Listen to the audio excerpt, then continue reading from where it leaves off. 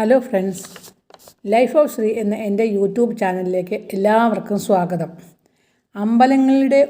അമ്പലങ്ങളിലൂടെ ഒരു യാത്ര എന്ന ഒരു വീഡിയോ സീരീസ് ഞാൻ തുടങ്ങുകയാണ്.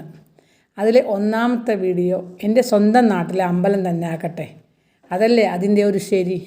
അപ്പോൾ പറഞ്ഞ് നിങ്ങളെ ഞാൻ കൊണ്ടുപോകുന്നത് എൻ്റെ സ്വന്തം നാട്ടിലെ ഞാൻ എപ്പോഴും പോകുന്ന എൻ്റെ ഇഷ്ടപ്പെട്ട സ്ഥലം ഹരിപ്പാട് സുബ്രഹ്മണ്യ ക്ഷേത്രം. കേരളത്തിലെ ഏറ്റവും പഴക്കം ചെന്ന പഴയ തിരുവിതാംകൂർ ദേശം ആയിരുന്ന സമയത്ത് മഹാക്ഷേത്രങ്ങൾ അറിയപ്പെടുന്ന 7 ക്ഷേത്രങ്ങളൊന്നാണ് ഈ അമ്പലം. ഇത് സ്ഥിതി ചെയ്യുന്നത് ആലപ്പുഴ നഗരത്തിൽ ഹരിപ്പാട് എന്ന സ്ഥലത്ത് ആണ് ഉള്ളത്. ആലപ്പുഴ ജില്ലയിൽ ദക്ഷിണകാശി അല്ലെങ്കിൽ തെക്കൻ കാശി എന്ന് കൂടി ഈ അമ്പലത്തിന് പറയുന്നുണ്ട്. പരശുരാമൻ സ്വയം പ്രതിഷ്ഠിച്ച ക്ഷേത്രമാണ് ഇത്. ഈ ക്ഷേത്രത്തിലെ പ്രധാന പ്രതിഷ്ഠ ചതുർബാഹുവായ കാർത്തികേയനാണ്. ഉപദേവതകളായി ഗണപതി 2 സ്ഥലത്ത് പ്രതിഷ്ഠയുണ്ട് അതിനകത്ത്.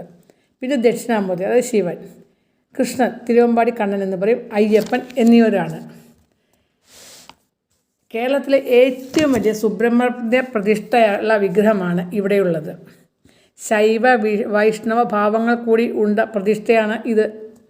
കേരളത്തിലെ ഏറ്റവും വലിയ സ്വർണ്ണ കൊടിമരം ഉള്ളത് ഹരിപ്പാട്ട് അമ്പലത്തിലൊന്നാണ്. പിന്നെ മേടം, ചിങ്ങം, ധനു എന്നീ 3 മാസങ്ങളിൽ കൊടിയേറ്റ് ഉത്സവം നടക്കുന്ന അമ്പലമാണ് ഹരിപ്പാട്ട് അമ്പലം.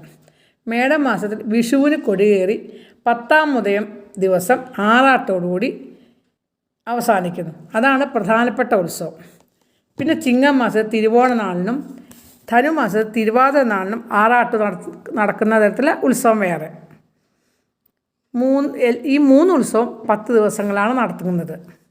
ഗംഭീര പരിപാടികളും വിശേഷ പൂജകളും എല്ലാമായിട്ടുള്ള ഉത്സവം. ഇതിൽ മേടമാസത്തിൽ സുബ്രഹ്മണ്യനെയും ചിങ്ങമാസത്തിൽ വിഷ്ണുവിനെയും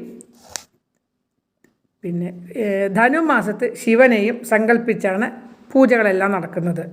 ഇത് കേരളത്തിലെ മറ്റു ക്ഷേത്രങ്ങളിലും ഇല്ലാത്ത പ്രത്യേകതയാണ്. കൂടാതെ തുലാമാസത്തിൽ സ്കന്ദഷഷ്ഠി, വൃശ്ചിക മാസത്തിൽ തൃക്കാർത്തിക, മകരമാസത്തിൽ തൈപ്പൂയം, ഇത് 3ഉം വിശേഷമാണ്.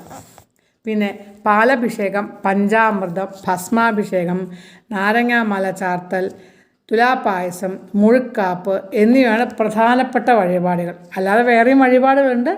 ഇതാണ് പ്രധാനപ്പെട്ട വഴിപാടുകൾ. പുലർച്ചെ 4 മണിക്ക് നട തുറക്കും. അത് ഉച്ചയ്ക്ക് 12 മണിയോട് നട അടയ്ക്കുകയും ചെയ്യും.